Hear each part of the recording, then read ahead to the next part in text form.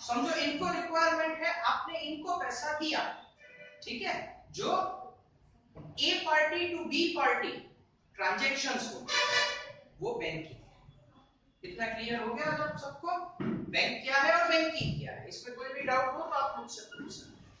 चलो अभी एक क्वेश्चन आता है कि बैंक खुद एक बिजनेस है, ठीक है, बैंक भी एक बिजनेस है, तो बैंक एग्जिट कैसे करती है? How bank exit?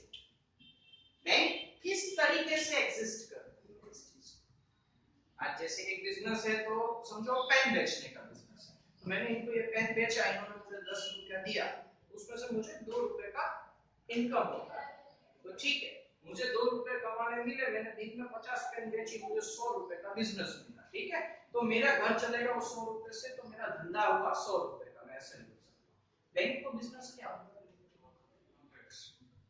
इंटरेस्ट। किस चीज पे इंटरेस्ट लगता है? चलो वो आपकी बात सही है, बैंक है तो बैंक का इनकम हो गया इंटरेस्ट। किस चीज पे बैंक को इंटरेस्ट मिलता है? लोन पे मिलता है, ओके।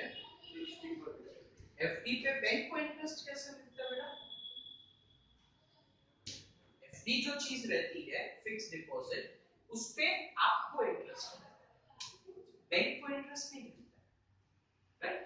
एक हो गया लोन में से कि आज आपको अगर बैंक ने कुछ पैसा दिया लोन पे, तो वो आपको 14% टू 24% पे पैसा देगी, तो बैंक को ये 14% से लेकर 24% तक का इनकम हुआ, ट्रू।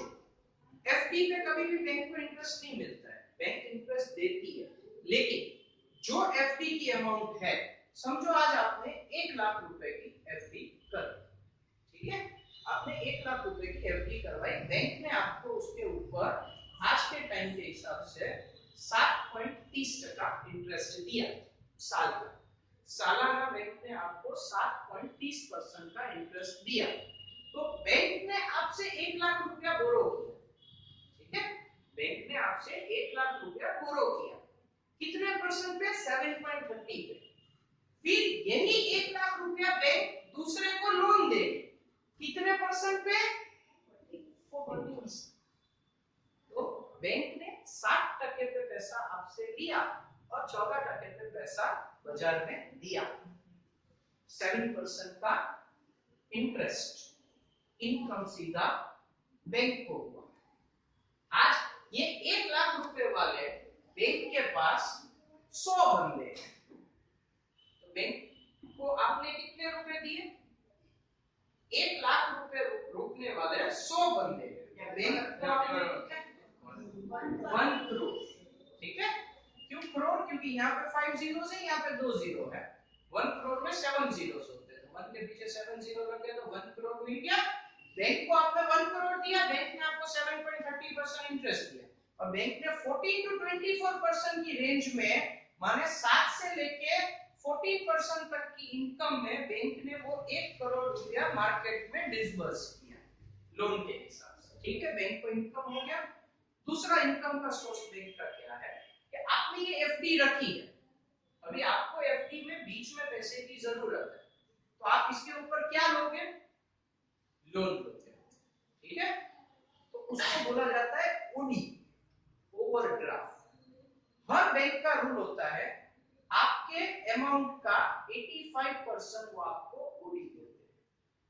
अगर आपके पास 1 लाख रुपया है तो आप 85,000 यूज कर सकते हैं विदाउट क्लोजिंग दैट एफडी, वो एफडी को बंद किए बगैर आप उसका 85% अमाउंट यूज कर सकते हैं। आपको जितना परसेंट इंटरेस्ट बैंक दे रही है उससे 2% इंटरेस्ट बैंक ज्यादा देती है।